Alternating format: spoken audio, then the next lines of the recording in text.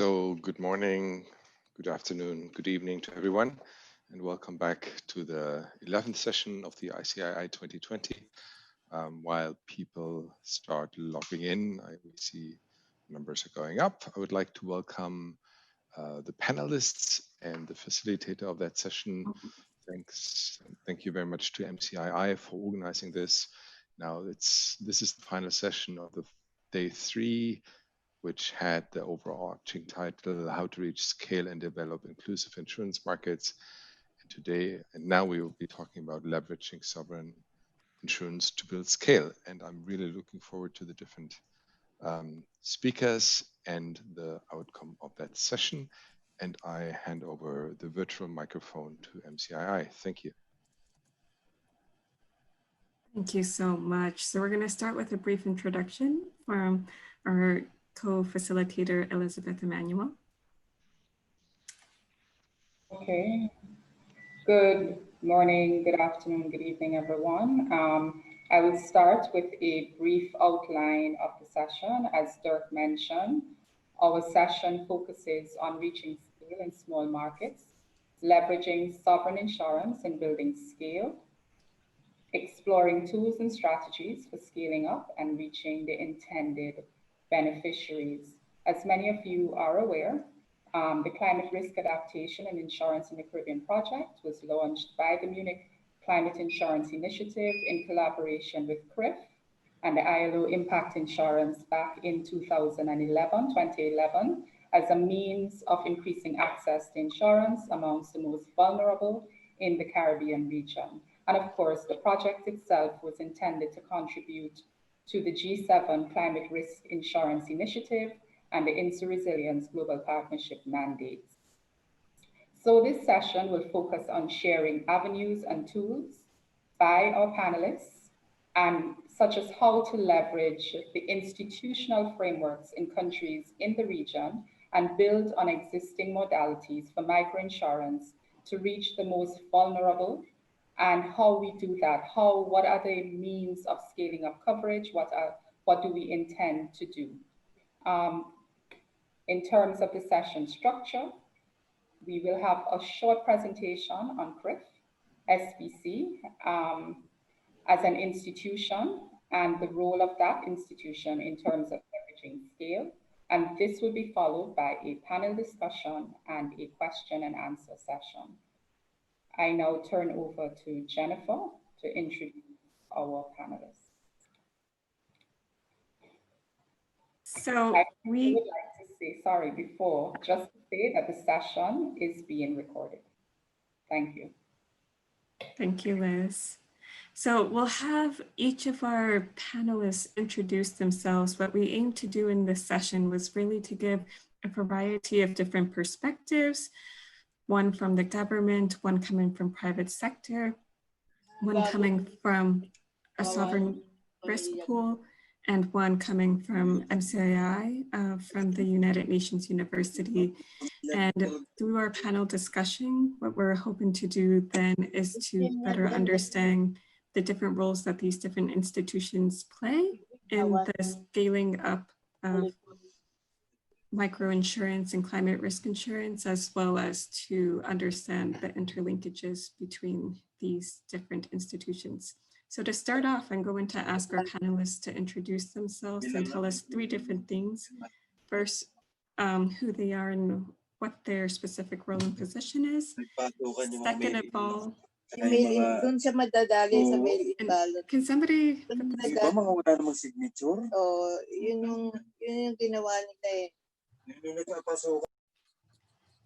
Thank you for that technical difficulty.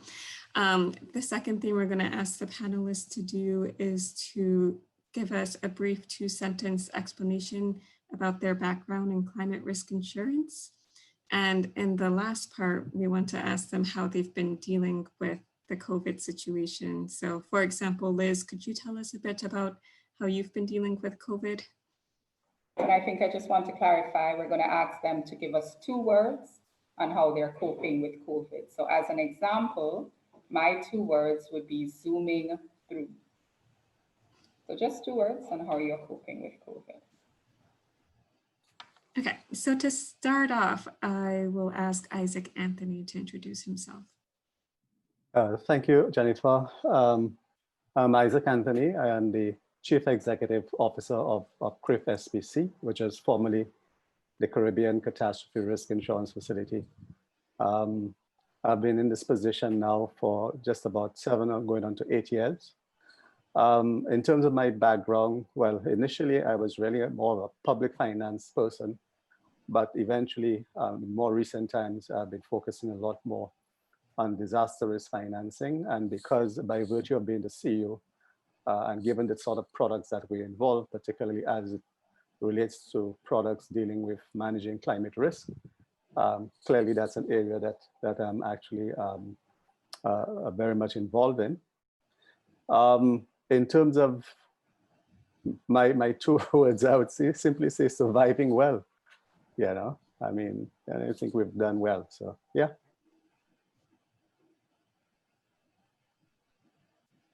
All right, thank you so much, Isaac. Next, we'll go to Matthew Branford.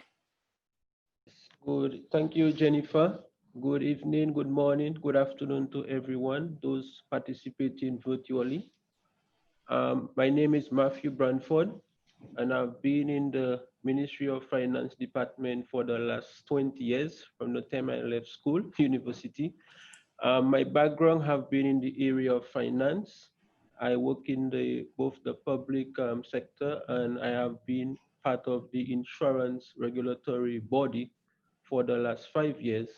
And now I'm also functioning as the acting accountant general.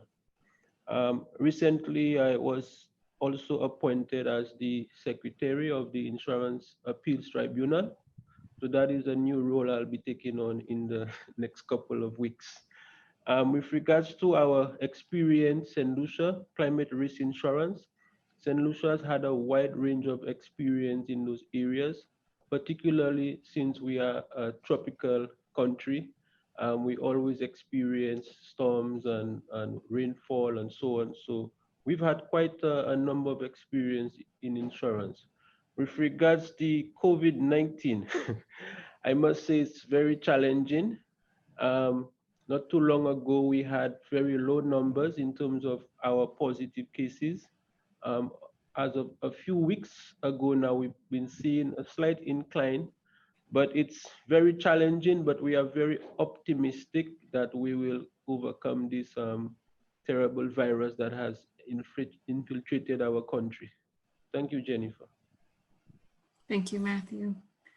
And for our next panelist, we'll go to Dean Romany. Oh, thank you. I'm Dean Romany, President of Guardian General Insurance Limited, part of the Guardian Group. We operate in 21 territories in the Caribbean. With respect to our experience with climate risk insurance, from a traditional insurance standpoint, we sell insurance products that cover climate-related products like hurricane. So we have paid hundreds of millions of US dollars in claims over the years. So we have seen the benefit of getting companies back to normal, getting communities back to normal after a significant climate-related event. We have also seen where individuals who were not insured, where it took them years to recover back to the original state. And we have seen where that is a huge issue. In terms of the 2 words related to COVID-19, I'll say adapting quickly. All right. I mean, as a company, we have adapted quickly to this new way of being. We accelerated a number of initiatives to improve efficiencies on our side and improve our customer experience. Okay, thank you. Thank you, Dean. And our last panelist will be Dirk Kohler. Yeah, thank you, Jennifer. My name is Dirk Kohler. I'm the insurance advisor of the Munich Climate Insurance Initiative, hosted by the United Nations University in Bonn in Germany. I'm the insurance dinosaur with more than 30 years of insurance experience in that young team of MCII. I'm working very closely with Jennifer and our colleagues Samet, Shaylee, and Jennifer Cisse on the climate risk adaptation and insurance in the Caribbean project. And I'm very happy to be here with all my colleagues from CRIF and with Matthew Branford and Dean, because we are all in the same arena of trying to find out the best solution for the Caribbean, for micro and meso.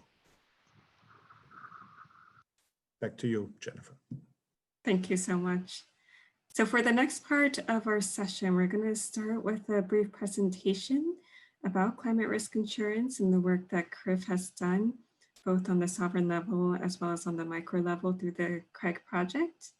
And this presentation will be given by Elizabeth Emanuel.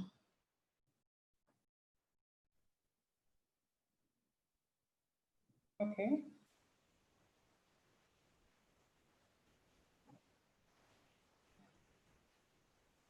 Go ahead, Jennifer. All right, this is a presentation, an introduction to CRIF SBC. I believe most of you would know about CRIF SBC or be familiar with CRIF SBC as we look to scaling up and leveraging institutional experience. We felt it was apt to provide a description or a short introduction to CRIF and to provide participants with a sense of what we do, what we sell, who our members are, etc. Next. Okay, so what is CRIF? Very briefly, we are the world's first multi-country, multi-risk pool based on parametric insurance, and we provide parametric insurance to Caribbean and Central American governments, as well as we provide insurance to electric utilities, and most of you may be aware that we launched an electric utilities product last month, and a new member is an electric utility company in the Caribbean. We sort of operate as one would refer, like a developmental insurance company, similar to how we would say like a development bank operates, as the provision and the provision of goods and services that we provide are designed to enhance the overall developmental prospects of our members. And we can safely say that the goods and the tools that we provide, the insurance that we provide, and the work that we do with climate risk insurance is very much also aligned to, for example, the Sustainable Development Goals. Our insurance, very different from indemnity insurance, it's parametric insurance, so very different from what I believe Dean was referring to in his introduction a short while ago. Parametric insurance simply are contracts that make payments based on the intensity of an event. In the case of hurricanes or tropical cyclones, for example, we're looking at wind and storm surge. In the case of earthquake, we'd be focused on ground shaking, etc. We see parametric insurance and risk transfer that CRIF provides as a key component in countries' disaster risk financing strategies.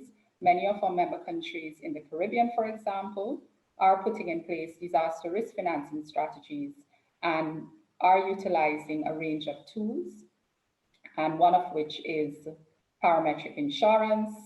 Parametric insurance, of course, and disaster risk financing tools in general, aimed at providing ex ante or allows countries to actually think about plan for possible events before they actually happen. Our parametric insurance products are designed to pre-finance short-term liquidity. And what that really means is that we're not designed to cover all losses on the ground, but we fill what is referred to, or we close what is referred to as the protection gap. And as the next slide will illustrate, the protection gap really is that area on this particular graph between immediate response and recovery. So we provide liquidity, resources, and revenue to government to seek to close that protection gap before we begin, or governments begin to look at long-term reconstruction efforts. Next. Our members, this is just to give the many participants here this morning just a sense of our members. We have 19 Caribbean governments and 3 Central American governments and 1 electric utility company, as I mentioned, Anglec from Anguilla. Our members, we're 17 million in terms of the population of our member countries, 17 million in the Caribbean, 33 million in Central America.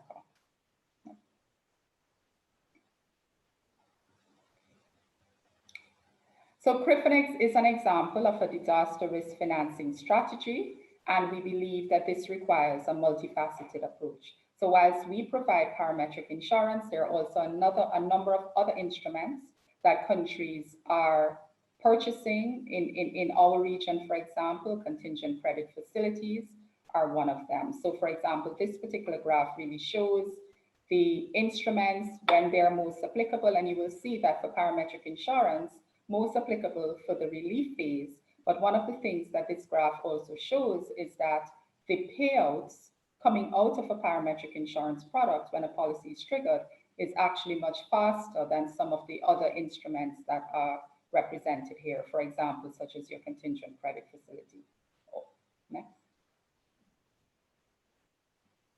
The products that we sell, 5 products currently: for earthquake, tropical cyclone, excess rainfall, fisheries, and electric utilities. The fisheries policy was launched in 2019. It's called COAS.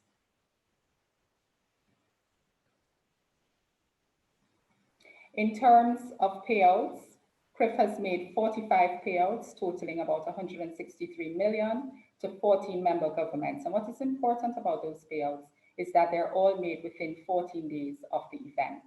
And in some cases, we have provided portions of those payouts to countries within 5 to 7 days of the event taking place based on the requests of those governments. So indeed, for Dorian, for example, last year, we provided a payout of about 45% of their total payout within 7 days of that event. And of course, this is critical. The speed of payout is critical to closing that liquidity gap. Next.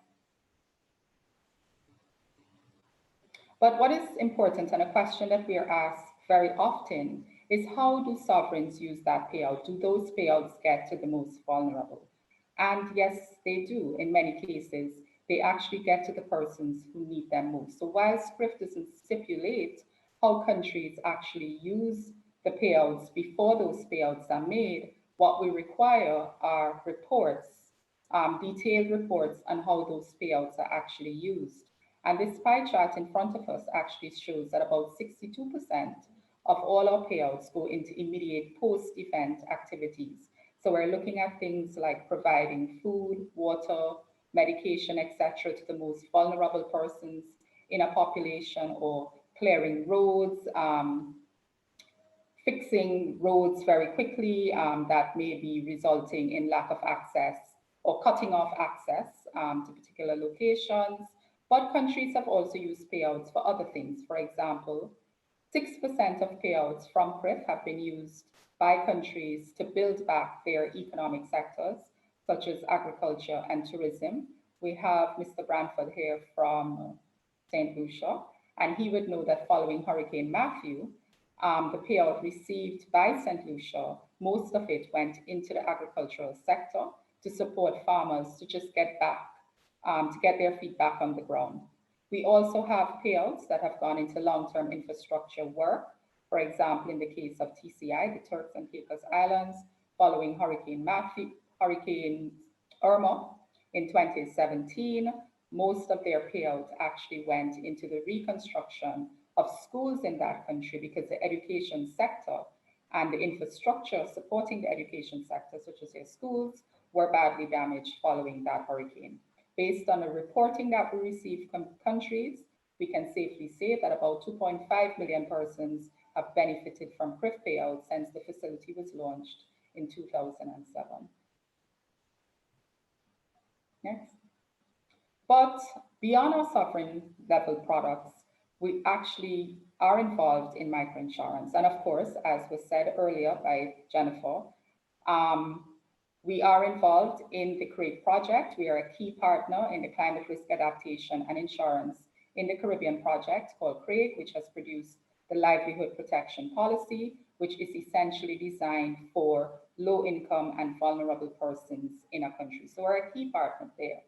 I mentioned before a project for fisheries called Coast, which is a sovereign product because it's purchased by the governments of a country, but it has many micro-insurance features. And one of the main features of that product is that once there is a payout, the actual beneficiary, so while the government will receive the payout under the Coast product, the beneficiary are the fisher folk, and that may mean your fishermen, the women employed in the fishing industry, such as those who are managers of cooperatives or who work in the fish market, as well as other persons in the fishery sector, such as boat boys, etc., that actually support the overall industry. So two main products that we're working with in terms of microinsurance.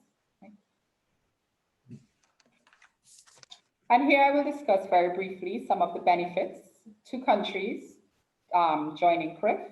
I'll just read them out. We have lower premiums because of the notion of risk pooling. We also have cost savings associated with efficiency gains. We allow for increased access to reinsurance markets. Many of our small countries may not be able to access the reinsurance markets on their own. We have demonstrated experience. It works, CRIF works, and we have shown time and time again that it works. What we do works, the insurance products that we sell, the models underpinning those insurance products, they work.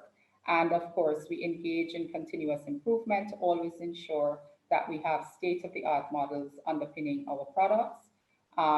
Segregated risks, we keep our risks segregated, our regions, the two regions that we operate in. There is increased cooperation and collaboration within and among our member governments, and we're able to facilitate that, as well as the sharing of best practices, lessons learned. We look at South-South cooperation and also North-South cooperation. So there are a number of intrinsic benefits for countries being part of CRIF beyond the provision of parametric insurance, but also within the construct of the provision of our products. So what is our competitive advantage in terms of leveraging scale?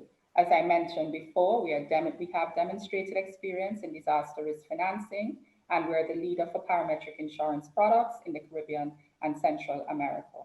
We do have that experience in designing products and bringing to market products that close the protection gap, just given the breadth of products that we actually have.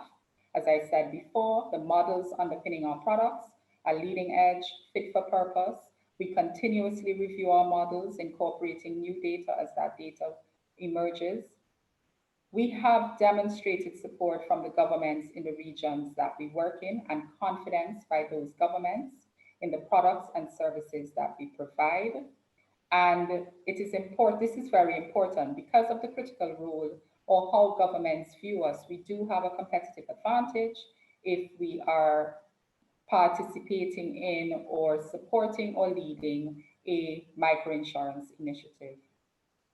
We have taken a lead role over the years in building the capacity of government, civil society, academia, and indeed the general public in areas of disaster risk financing, the linkages with disaster risk management and disaster risk financing, parametric insurance at the micro and macro levels. And we think that there is a sort, because of this more wide-scale understanding than say 10 years ago, this also provides a basis for leveraging scale, because people better understand that the role of insurance beyond just disaster risk management, for example. We say that many of our governments and other key stakeholders, such as community groups, they have now begun to understand the differences between parametric insurance and indemnity insurance, the whole concept of livelihood protection and what those products provide, what they mean. We have also seen, which may or may not be a good thing, where community groups have indicated a higher express demand for livelihood protection, even over life insurance. So this may be some work for you, Dean, to get them to better understand how both can work and how both can be beneficial. But there seems to be an appetite in the region, in the Caribbean in particular, for livelihood protection. And of course, we have a very active technical assistance program in which we continue to work with local communities who are the main target for microproducts, and we continue to build capacity, increase awareness on the importance of livelihood protection and the livelihood protection policy coming out of the CRIF project. So essentially, next, Jonathan. One of the things I'd like to point out as we go into this session is the sort of role that as CRIF and the CRIF project we have come up with in terms of the role of various stakeholders in microinsurance and how their roles can actually facilitate scaling up. And one of the things that the CRIF project has actually been able to do is to begin in-depth discussions with countries on the whole incorporation of microinsurance as part of their social protection strategy or as part of the work of social development. And yes, the LPP, for example, is for vulnerable persons, but we question whether or not there is a role that government would like to play in terms of making available those policies for individuals. We know that many of our social development ministries, our social protection agencies do block off resources in the event of natural disasters to support the most vulnerable. Could there be consideration for purchasing policies, the LPP policies, and should they trigger then utilizing those resources to support the most vulnerable in the population? One of the things that we are working, or we will continue to work with governments on, is providing subsidies and removing taxes on insurance, climate risk insurance in particular, and in particular, insurance for the most vulnerable persons. Incorporating microinsurance within existing government rebates and subsidies for example, the fishery sector or the agricultural sector. One of the things that is being toyed with or being considered is looking at the purchase of the LPP in particular as part of the registration process for farmers, fishers, and in discussion with these groups, this is where I think we're able to gather the information on the appetite for livelihood protection. And also, we think governments can play a key role in working with the project in sensitizing vulnerable persons to microinsurance. And in terms of NGOs and cooperatives, very similar, the notion of purchasing group policies on behalf of their members and supporting the idea of microinsurance and sensitizing members and communities about it. We've actually seen where a cooperative under the CRIF project, a cooperative in St. Lucia, actually received a payout as well following Hurricane Matthew, where they actually purchased a group policy on behalf of their members. And I think this is one of the best practices, case examples that we will take forward in terms of educating communities even further. Next. So in conclusion and in wrapping up, CRIF is essentially about providing quick liquidity when a country's policy is triggered following a natural disaster.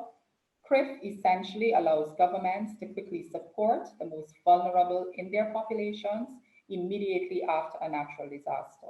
The insurance we provide play a key role in reducing budget volatility and not increasing at a very large extent the debt stock of countries, bearing in mind that when we hear the term debt relief after a natural disaster, it usually does not come in the form of a grant, but usually is in the form of a quick dispersing loan, even in cases where that country may not have received a loan for other developmental activities prior to the natural disaster. CRIF offers diverse products for a range of perils, and that in itself is a competitive advantage. And in the case, for example, of public utilities, whilst regular insurance, indemnity insurance may be available for generation and generation plants, it is the transmission and distribution and the lines, for example, those overhead transmission and distribution lines for which regular indemnity insurance is either not available or too expensive, and therefore parametric insurance helps to fill that gap, and CRIF in particular. And of course, at the end of the day, it really provides countries with peace of mind. And on that note, I will actually end this presentation as we move directly into our question and answer session. Thank you. Thank you so much, Liz, for that excellent presentation. So as Liz said, for the next 45 minutes, what we're going to be doing is having a panel discussion with our 4 different panelists who represent 4 different areas of the sector as we start from their introduction. And so Liz and I will be guiding them with some questions on the topic of climate risk insurance, microinsurance, and their role, their experiences, and what they think we should be doing going forward. During that time, if anyone has questions, please type them in the chat box. Liz and I will be monitoring these questions, and then at the end of the session for the last 20 minutes, we'll be presenting some of these questions to the panelists so that you guys can also get some responses to some of the topics that you're also curious about. So with that being said, I'll pass this along to Liz for the first question.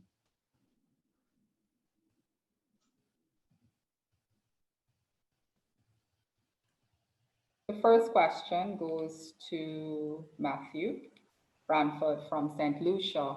And one of the things we would like to ask is, how does the government of St. Lucia view microinsurance, and specifically the livelihoods protection policy, with respect to their overall efforts and thrust for higher levels of financial inclusion?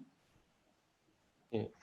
Thank you, Liz, for your question and your very in-depth presentation. Microinsurance, I must say to start, is part of St. Lucia's disaster risk financing strategy. So we have in fact considered microinsurance as a critical component in disaster risk financing. Microinsurance also helps protect our low-income household persons and to offer a level of coverage. Now, St. Lucia as a whole, as well as part of its Caribbean countries, these countries are normally prone to many tropical cyclones. You have a lot of heavy rainfall, you have showers, and these things can happen any time of the year. Because as we know, climate change now has no season anymore. So we've experienced a number of storms. We had the Christmas trough in 2013, which cost us about 20% of our GDP. We had Hurricane Thomas in 2010, which cost us about 43% of our GDP. We had Tropical Storm Debbie, going back further down in history, cost us 43% of our GDP. And we had a major hurricane in 1980, which is Hurricane Allen, which cost us over 305% of GDP. Now, St. Lucia is have been built on agriculture. We have lots of farmers. Over the last decade, we've been diversified into tourism, which is another important sector in the country as well. But what is quite interesting is that all of those sectors are prone to disasters, and a tropical cyclone affects all of those various sectors.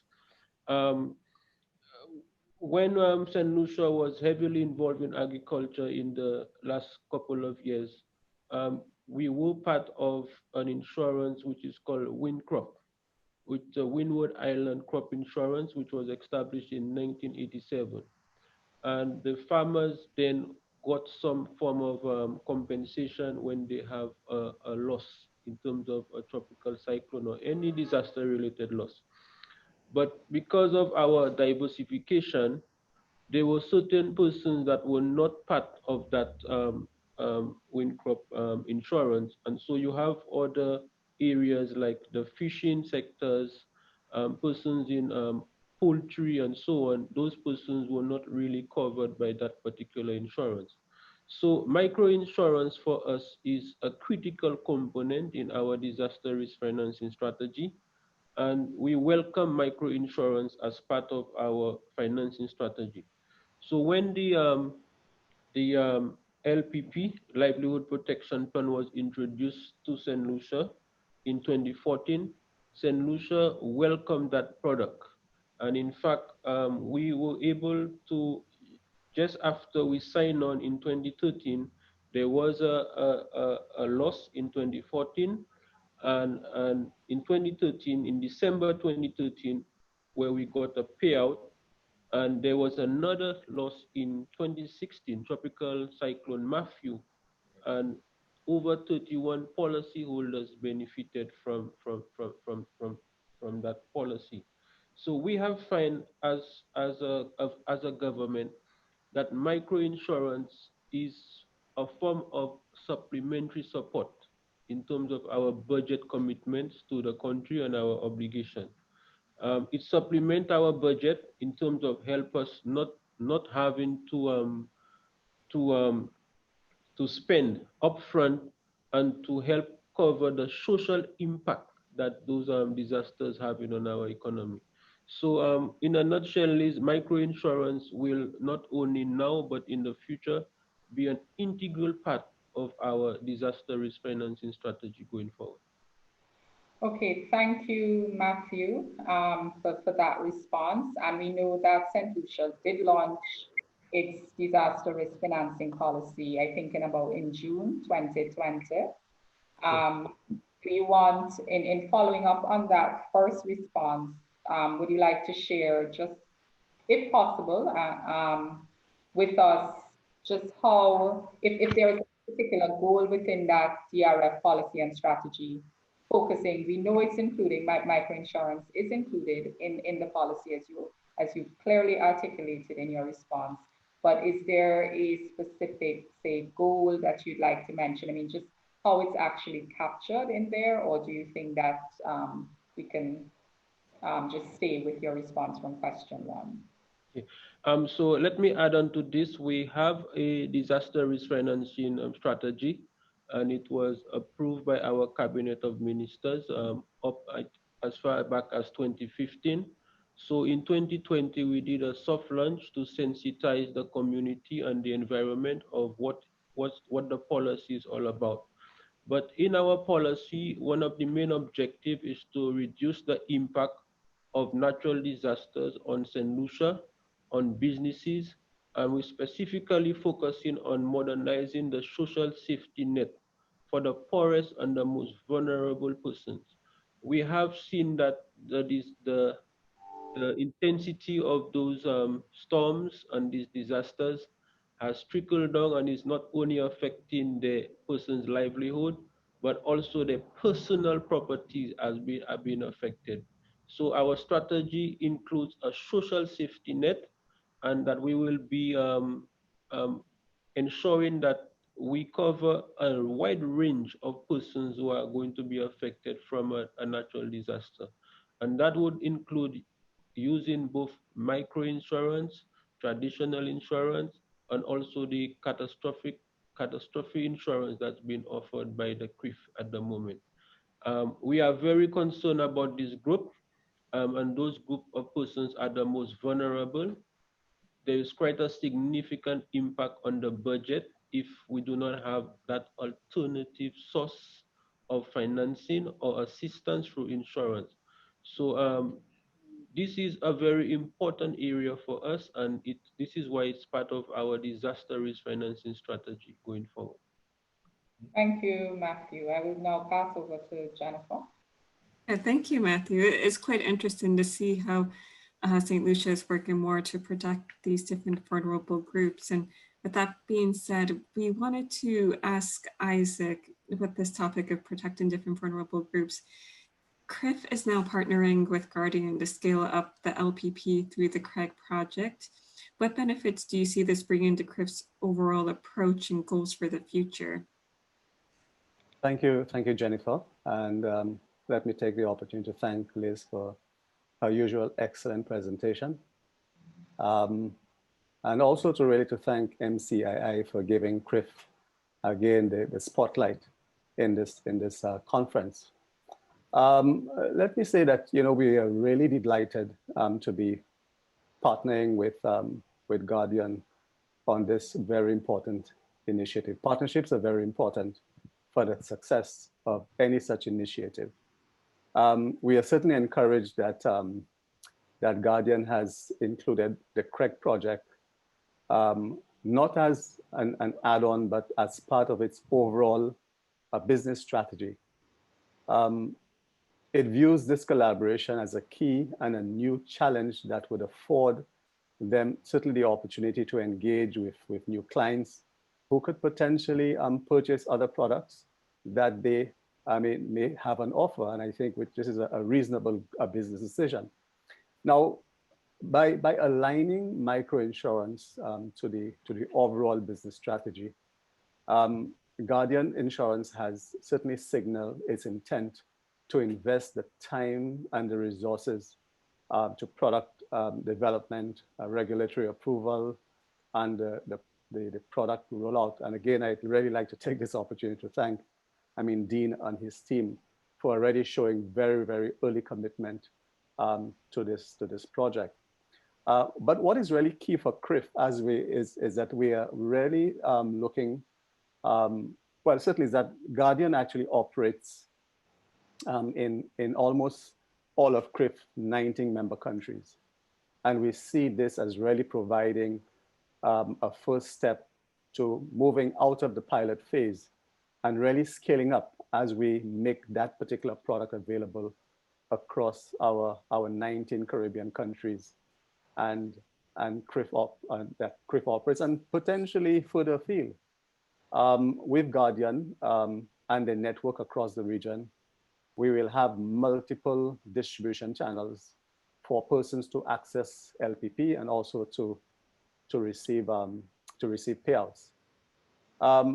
Guardian has also taken on this challenge to be part of the project, and it really views this initiative as a key component of its corporate social responsibility, as it really seeks to play a key role in advancing financial inclusion in the Caribbean. So in a nutshell, we really see this as a partnership with Guardian, as a win-win situation that will certainly help us to achieve our scaling up objectives. Thank you. Thank you so much, Isaac. Yeah, I think it's very interesting and very exciting for the different participants to hear how CRIF is really taking all of their success from their previous work and is now able to work together with the private sector to introduce such products on the micro and meso level. So with that being said, my next question would go to Dean Romany. This topic of climate risk insurance and parametric insurance is something that I believe Guardian General hasn't worked on yet. So my question for you, and there's two parts, is why now is Guardian interested in getting involved in this topic? And the second follow-up to that would be, what partners do you think will be needed in order to make such products a success in your markets? Well, thank you. In fact, thank you, Isaac. We are also proud of the partnership with CRIF and really excited about this product. The Guardian Group, in terms of the interest, the Guardian Group is undergoing a transformational change. We have redefined our aspirations, separated into purpose, mission, and values. We see our purpose as a group to provide, interestingly, peace of mind and prosperity to communities in the Caribbean and across the world. So that would be the main reason for our interest. And you know, I was happy to hear Liz mention that in our opening presentation about peace of mind. It is a valuable proposition for communities and affinity groups where individuals have assets and little means to protect them from severe weather events and other disastrous situations. So we see this as perfect for them. With respect to stakeholders and stakeholders' success, who would we keep? I would say that regulatory support is key, and various government agencies have expressed an interest. So this is very positive. I know that the source of business channel as well, like brokers and agents, can help to get the message across to the different market segments and associations. So they will be useful. We believe that the COVID pandemic has actually shown us that the use of technology has been quickly embraced by many over a short period. So that perhaps we could use mobile technology, because everybody has a phone, in a simple format to reach these customers. And that should be given priority as we approach marketing the parametric product. I believe affinity groups like the credit unions, labor unions, the fisher folk associations, perhaps the agricultural sector, the construction sector. I think we need to get the message across, the message that this is a credible product with beneficial protection when a significant event occurs. Thank you so much. Yeah.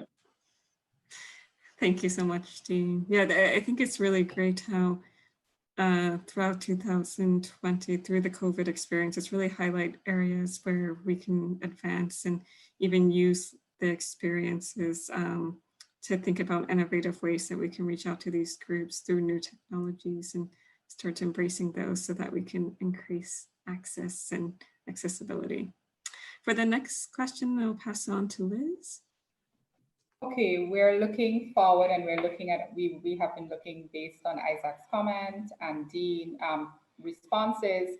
We're looking forward and we're looking at all the positives.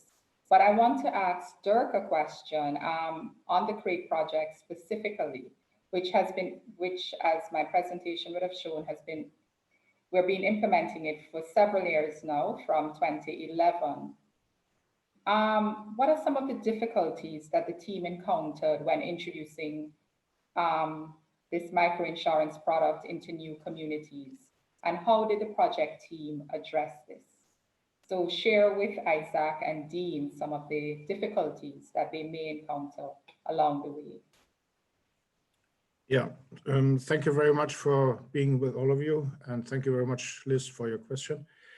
I have to explain a little bit more about CREATE because it's a long-term project that we are now running, and there are so many experiences in that long phase that 5 minutes is perhaps not enough.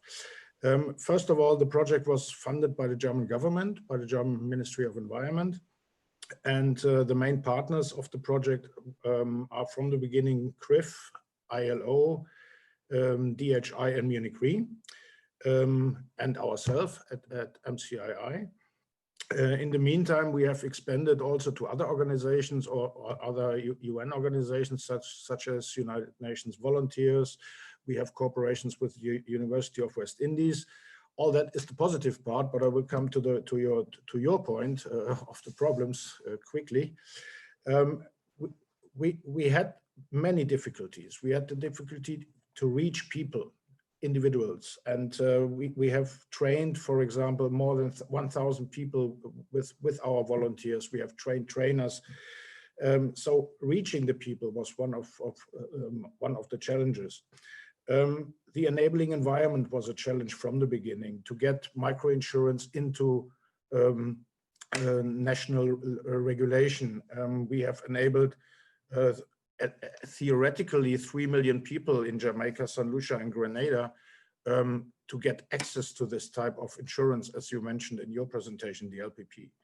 We have created the first portfolio of insurance, and we have seen that parametric insurance has a basis risk, is something that perhaps pays out wrong or does not pay out when it should pay out. So if you have your own portfolio and you have to manage your portfolio of insureds, you have a responsibility towards individuals. And so we believe that overcoming the basis risk with parametric insurance with respect to individual insurance is very important, not to lose trust in the insurance mechanisms. We started with rain and wind as major triggers. We believe today that this is also a hurdle to overcome. Risks are changing. For example, we are facing more drought at the moment in the region than rain. So we believe that we must expand on the perils that are insured. But let me come back to a big confusion I always see in public debates. There is a confusion about what insurance is about. And we are talking about climate risk insurance, and everybody says, yes, I know what climate risk insurance is about. I have never learned at school what climate risk insurance is. We are talking about climate change and human-induced extreme weather events. We must think broader than that. CRIF is doing that. You are integrating geo-risk, like earthquake. And we should also, in our approach from the Craig team, we should also think much broader and integrate much more perils than only wind and rain to respond to the needs on the ground. We are in non-life insurance. We are not in the typical micro insurance health or life sector. We are not in savings sector. We are in non-life insurance. We are some sort of business and income interruption with our livelihood protection policy. We are not crop insurance. That's very difficult to explain to farmers, that they are insured for their livelihood, but they are not insured for their crop, because they are not differentiating between both. So these are the hurdles. There are some hurdles that we have overcome. One big advantage of parametric insurance is the quick payout. And we have shown experimentally, we have shown that it is possible to pay out to individuals in 72 hours money in the bank account. So this is something which is encouraging. It is a hurdle. It will be a challenge for our friends from the direct insurance sector in the region to do it, but it is feasible. So you can have very quick payouts.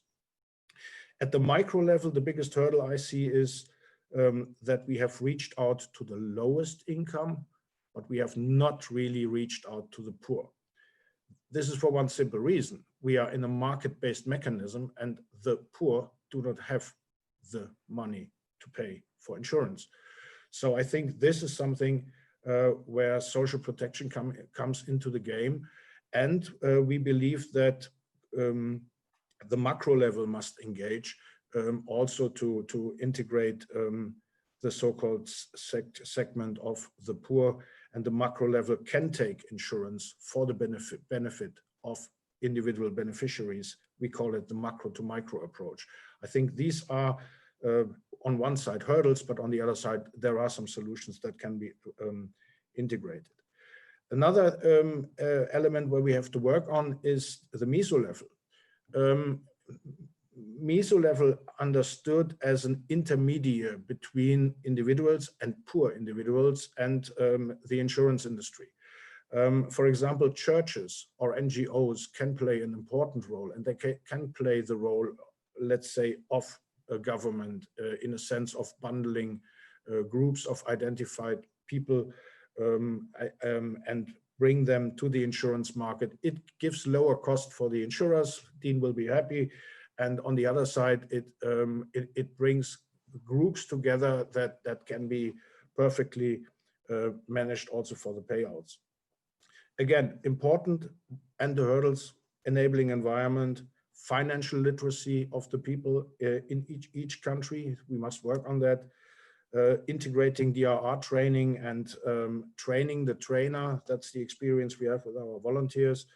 And cost reduction, integrating digital solutions, as Dean already pointed out. That's a key, because you do not get the distribution networks running if you do not have some money for them. And one last aspect I would like to mention is on gender. We are often asked about the impact, the gender impact of what we are doing, and is also about the gender aspects of the CRAIG project. We believe that the risk perception between individuals, it can differ a lot. Risk perception is a key element for the insurers to better understand how to give protection to men, women in their different functions. The fisherman bringing back the fish in the morning and his wife bringing it to market over the day. That's different risk perception of weather events, but it's not only about men and women. From a personal perspective, it's also about elderly people. I'm the example for that. And it's about children, and it's about disabled people. We must think in a much broader sense how to integrate all these groups into the protection gap that we have, and that we define vulnerable people in a broader sense. One last remark to Dean, as he is running up the future of CRAIG together with CRIF and perhaps with us again in the next transition phase. Trust and solvency is key from the insurance company's point of view. I also believe it is important not to put the issue into the corporate social responsibility department, put it into the main business, and then it will fly in a sustainable manner. Thank you for your time. Totally agree, yeah. Thank you, Dirk, for that very detailed response. I believe you even answered a question that is in the chat in terms of some of the issues and challenges that we must look at and some of the strategies that we must put forward when we're looking at scaling up, and much of those based on the lessons that we have learned in the past 9 years of implementation of the CRAIG project, which really puts us in a very good space to move forward in the next few years as we seek to really advance scaling up. I'll now move over to Jennifer, who will now ask the next round of questions. And of course, we're looking in the chat, and as we see questions come up, we may respond to those in between or ask our panelists to respond to those. So please send questions in the chat. Jennifer? Following up, thank you, Dirk, for that detailed explanation. Following up on that, the next question goes to Dean Romany. So as Dirk spoke about with this type of climate risk insurance, it's really reaching out to people who might never have had any type of insurance policy in their life. It's often reaching out to persons who weren't previously able to get access or coverage for their needs. And so you'll be reaching out with climate risk insurance to groups that previously don't have any experience with insurance. And what we would like to learn from you is exactly how do you think you'll be able to reach out to these groups, and how does working together with these groups then align with Guardian's overall vision and strategy for the future? Thank you. I see it as that's the beauty of parametric cover. I think it takes away the technical challenges that usually exist with an insurance product. So once the parameters are met, the insurance is actually paid. So no questions asked, no policy conditions to meet, no exclusions. And that's the beauty. I think it's simple. And the idea of non-negotiated claim settlement, offering financial support, brings a bit more confidence to the insurance industry, so that the group of individuals that previously did not have insurance, or even those that are seen as uninsurable, can now experience an insurance type settlement without the hassle. And this aligns to our aspiration, our purpose, which again, to provide peace of mind and prosperity to communities in the Caribbean and across the world. The idea is that that this customer experience will lead these individuals to, it will lead these individuals to think that perhaps protecting their assets is not such a bad idea. Perhaps having a loss and not feeling lost is a good thing.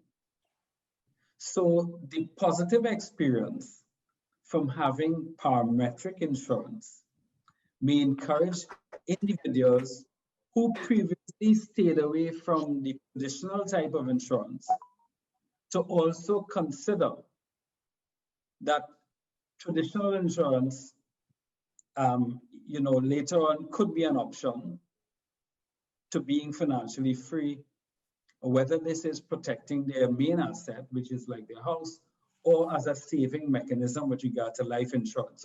So I see a broader strategic view of parametric insurance as an entry into insurance in a broader aspect, and protecting assets and stuff like that, which I believe will all lead to a better standard of living in communities, so that the parametric product promotes inclusion and financial resilience to a wider group of customers. The uninsured group of individuals may see this as a customer-centric approach, and again, which aligns to the Guardian Group's aspirations. So we understand the connection very well. Thank you so much, Dean. Yeah, I think it's very interesting how using parametric insurance can really help build trust in insurance itself through its payouts and through exposing so many more people to the benefits of insurance. So with that being said, my next question would go to Isaac then. So talking about these groups and introducing insurance to people who previously weren't covered with it, last year, CRIF developed a product that was specifically designed to help vulnerable groups called COAST. Can you share with us how CRIF managed to design and launch a sovereign product with a microinsurance characteristic to it? And what exactly was the specific benefits of using this approach? Yeah, thank you, Jennifer. Well, first of all, let me start by saying that, we are indeed very proud of this particular product. When we first started CRIF, as you know, we have the product for tropical cyclone, earthquake. A few years afterwards, we added excess rainfall. And then we now have this product that we call COAST for short, but which really stands for Caribbean Oceans and Aquaculture Sustainability Facility. It was actually, as you said, it was actually launched last year in two countries, St. Lucia and Grenada. And I must also give credit for the collaboration that we had with the World Bank and the US State Department, without whose support, I mean, this project perhaps would not have happened, at least not so soon. So COAST is actually the first ever climate risk parametric insurance developed for the fishery sector, allowing the fisher folk and the fishing communities to have access to insurance, that had been developed specifically for their needs. So again, we've had products that might cover a number of various groups, but this particular product is very, very specific. And again, it was really launched against the background that the fishery sector is actually a major source of livelihood for quite a lot of people in the region. In fact, based on the information we have, in the Caribbean, the fishery sector employs over 300,000 persons and possibly more than that. In fact, only yesterday, I heard a representative of the fisheries cooperative in St. Lucia saying how important that sector is to the livelihoods of so many people. And one of the things that we have to bear in mind, particularly now that there's a lot of discussion on economic diversification or diversifying away a bit from tourism, because you know many of these islands are so dependent on tourism. And now we are seeing with this pandemic, the obviously negative impact it is having. How can we grow sectors like agriculture, fisheries, and so on? So clearly, there's an opportunity to grow the fishery sector even more. But at the end of the day, it is important for us to be able to support the sector by providing instruments, financial instruments that would certainly help manage the risk. But it is a sector that is highly vulnerable to climate hazards such as storms and hurricanes, as well as bad weather events. I mean, throughout the year. And in fact, just last week, we had some bad weather, certainly in St. Lucia. The coast covers tropical cyclone and also is the first insurance cover to provide for bad weather, covering losses that are really attributed to the fisherfolk due to, as I said, bad weather events. And the factors that the elements that we would normally look at that in terms of that would impact the trigger would be high waves and certainly heavy rainfall throughout the policy year. The coast in a sense is unique in that the policy is purchased by government, and Liz in her presentation did actually address that point. So you have the government who is actually the policy holder, but then the benefit from that policy actually goes to the fisher folks who are the beneficiaries, where on receipt of the payout by the Ministry of Finance, the resources are paid rapidly to the fisher folk, again, all within 14 days. So one important aspect to note as well is that coast encourages inclusiveness, which I think is a very important point, and also the participation of women, and provides payout to the many women who are involved or who contribute to the sector. I mean, you have quite a lot of people who actually work in the markets, those people who clean the fish. I mean, it's quite a large number. So one of the things that we have to recognize is the contribution that it makes, this particular group. So in a nutshell, I would like to say that, as I said, we are very excited about this. We see there's a lot of interest, and we are now looking to see how we could roll out the product, certainly to other Caribbean countries, and as well as potentially in Central America. And we also understand that there's even interest in South America. So yes, so essentially I would say that this is a product that will certainly, I think, help the fishery sector manage the risk, which I think is very key if we are looking, as I said, to grow that particular sector. Thank you.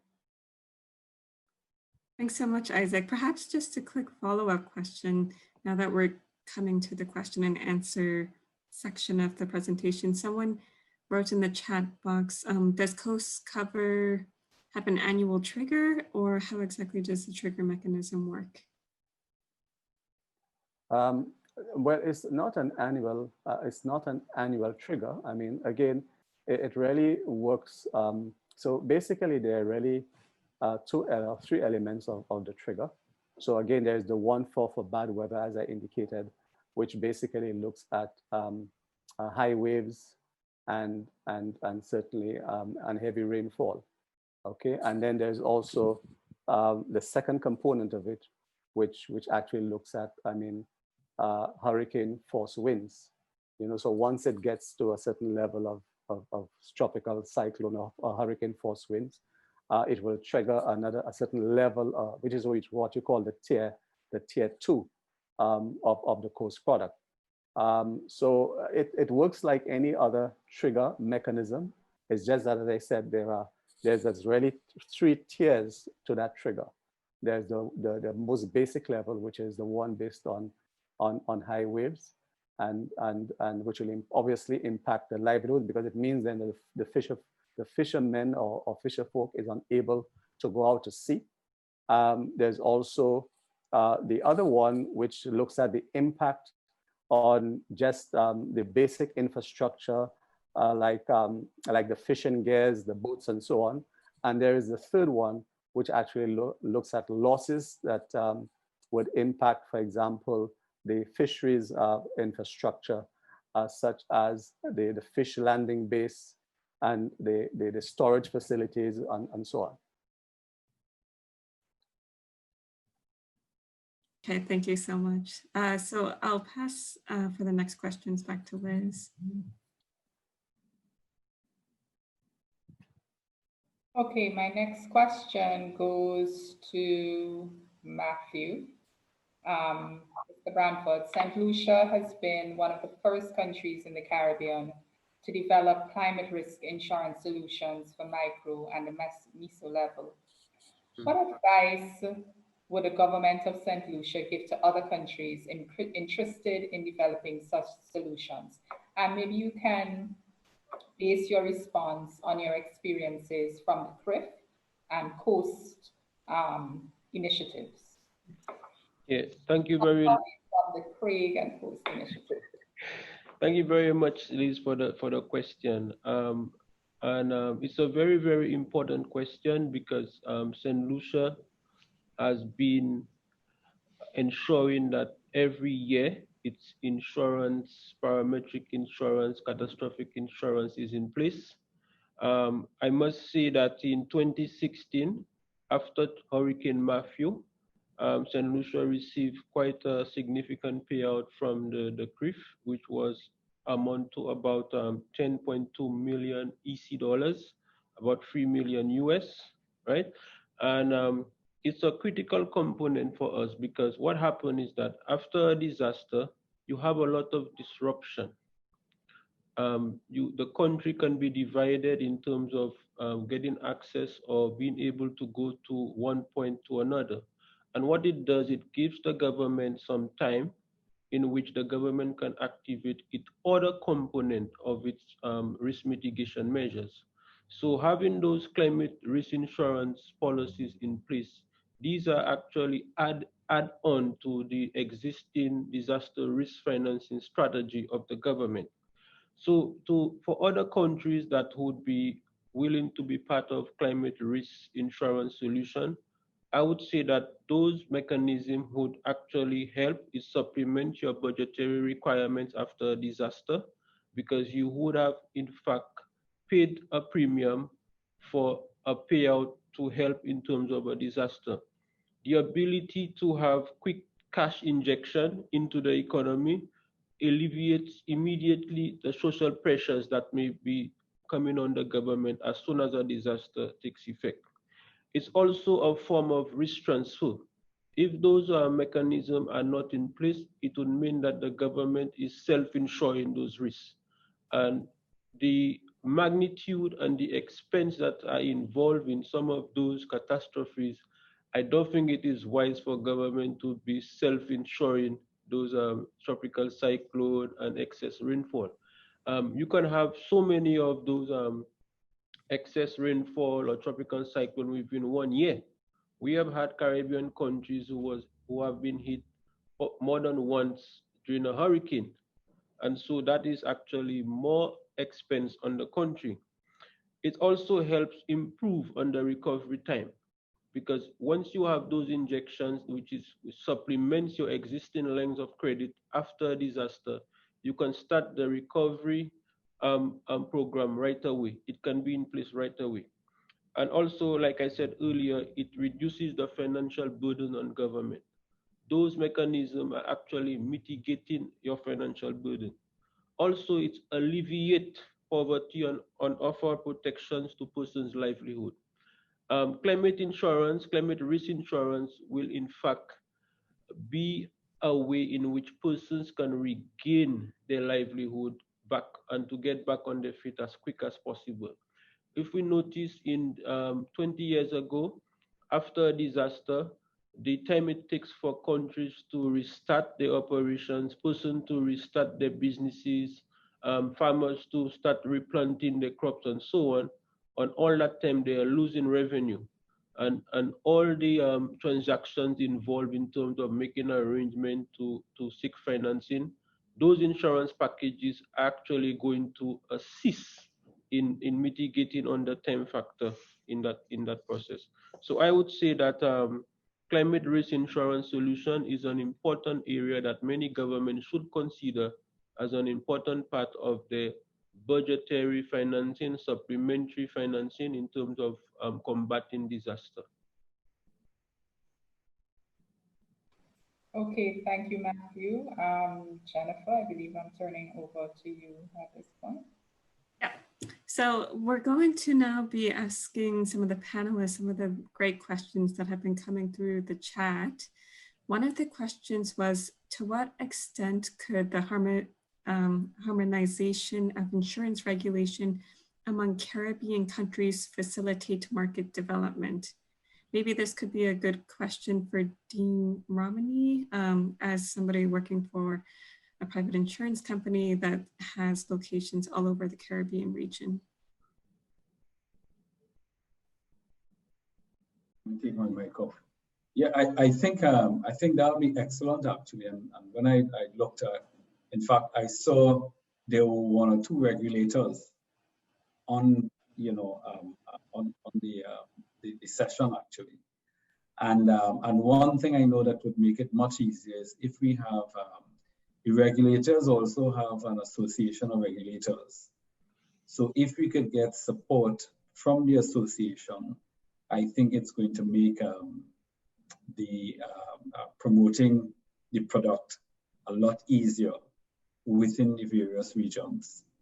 So I think support from the regulators is going to be very important. Yeah, thank you so much, Dean, for that. One of the next questions that was posed in the group was on the presentation that Elizabeth gave. And they asked, from your presentation on scaling up and facilitating microinsurance is an excellent approach if governments consider it as part of their social protection strategy. Maybe this is something that Matthew or Isaac would like to speak about. What are some of the challenges and strategies to look out for when countries want to apply the same strategy in their own countries that might not have used these approaches before?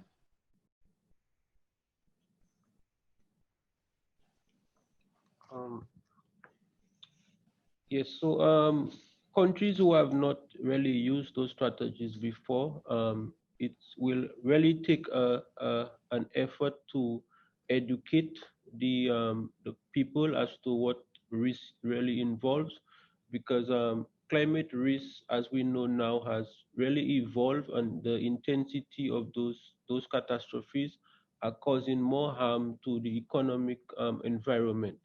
So one of the biggest challenges would be education, how persons perceive and understand risk, and what does it really mean to their livelihood and to their operation. The more persons understand how risk operates and how risk affect their life, the more willing they may be a participant in being part of the coverage or protecting their assets and so on. It's also important that the also have various incentive programs that can actually encourage persons to protect their livelihood and their assets. So through the introduction of various government incentives, it can be tax incentives. I think Dirk mentioned some of it in his presentation. Those incentives can actually encourage persons to be able to accept their responsibility when it comes to risk. Because whereas we can mitigate the risk, we cannot actually make it disappear. There will be tropical cyclone, there will be earthquake, there will be excess rainfall. Those factors, those things will not disappear. What can be done is mitigation measures. Also, a challenge would be for the various governments to be able to budget for those risks, because it comes at a particular premium that is a cost. So you have to cater for those costs during your financial planning. But I think the benefit outweigh the costs in those areas. So proper planning and budgeting and managing it, and probably developing a disaster risk financing strategy like St. Lucia would be a key area, a key starting point in terms of what to do. Thank you so much, Matthew. So the next question we have here, maybe Liz can point out who would be the best to respond to this, but somebody had asked, how do you see blockchain technology impacting and potentially benefiting climate risk insurance? It's quite a new topic, and so perhaps somebody has an opinion on if they see a role for this in climate risk insurance. Would any of our panelists like to respond or provide your perspective? Maybe I could take a stab at it, Liz. Yes, indeed. As you know, this is the flavor of the month, as they say. There's a lot of discussion around it. It's still relatively new technology, so there's a certain amount of, I think, trepidation that comes with, you know, the approach. But I will say that we've actually started some discussion on the issue of blockchain-based tech, or using blockchain technology in parametric insurance. Where we see it being particularly beneficial is exactly what we are talking about in terms of microinsurance. I think, as a matter of fact, I actually think that as we look at the models to be developed, even for the CREG project, I think, and especially since we are dealing with, potentially we're going to be dealing with thousands of policyholders, I see there being a benefit in using blockchain technology to be able to bring in as many people on board as possible. So I think it's a lot of it has to do with the issue of scale, size and scale, and the large number of policyholders that we're going to be dealing with. So as I said, it's going to be particularly useful for microinsurance from my perspective. We are still at a very early stage in terms of that discussion and even trying to understand the technology and how it works. But as I said, based on preliminary discussion, I can see the value in perhaps adopting this approach. Yeah, we have also, again, the whole thing with looking at blockchain technology with respect to claim payments. So explore it a bit, but again, it's not, we have not ruled out anything. So, you know, as you mentioned, Isaac, it's in the early stages yet, but it's a mean again of just like the parametric insurance, it provides a certain level of confidence in transactions, and that is the that's the advantage really of using blockchain technology. Thank you so much, Isaac and Dean. So I think we'll have one last question here. Somebody had asked also, what is the role of national supervisors? And specifically, what role do special insurance regulation play when it comes to CRIF? When we think about solvency requirements and market conduct, perhaps Isaac can also expand on this. What role do national supervisors actually play there? Okay, thank you. So just to put it in context, so CRIF SPC is established as a captive insurance company in the Cayman Islands. So we are under the supervision of the national supervisor, which is the Cayman Island Monetary Authority. So we required to adhere to all the requirements, the standard requirements of a captive insurance company. But as we look to introduce new products, such as the one that Liz mentioned earlier, the one for electric utilities, and as we are seeking to propagate that particular product in the many islands in the region, since we are going outside of the government domain and we're looking at the private sector and so on, we are required to get some sort of regulatory approval from the local regulators or the natural regulators, as you put it. And so there is definitely will be a role. And in fact, and just to give you an example, when before we launched the electric utilities product, for example, in Anguilla, we had to go through a very extensive discussion and due diligence process. With the regulator, I think they call in the Financial Services Commission in that particular country. And I rather suspect the same is going to be the same, in all the other countries, except if the countries provide for the regulations, provides for a clear exemption. But essentially, yes, I mean, we are dealing with multiple regulatory regime. The one that governs CCRIF directly, which is the one based in the Cayman Islands, where we obviously have to meet all the solvency requirements and so on. But it's also the other one where we are looking now to, as I said, to make the products available in the various jurisdictions in the Caribbean.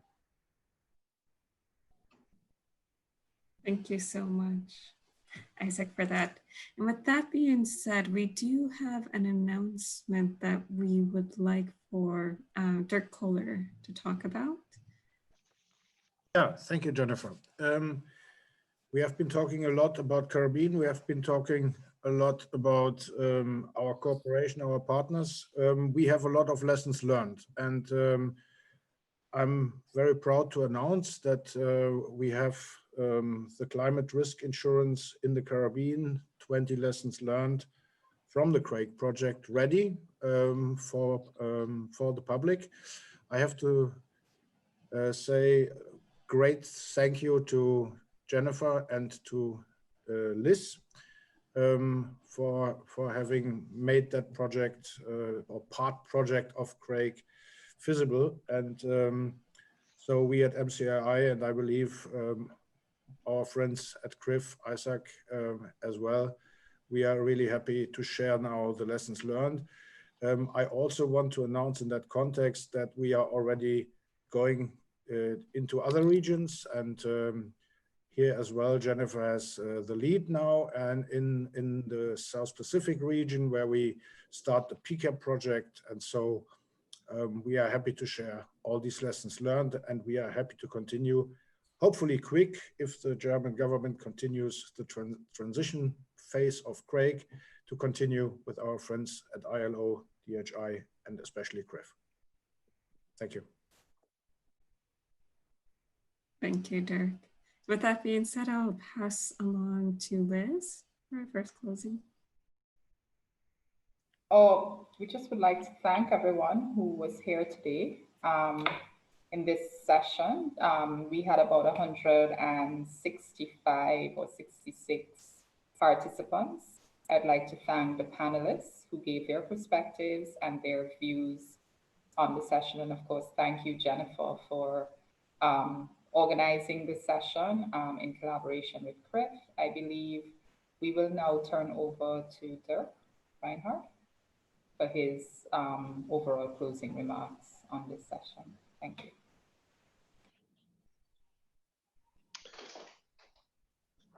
Thank you, Liz.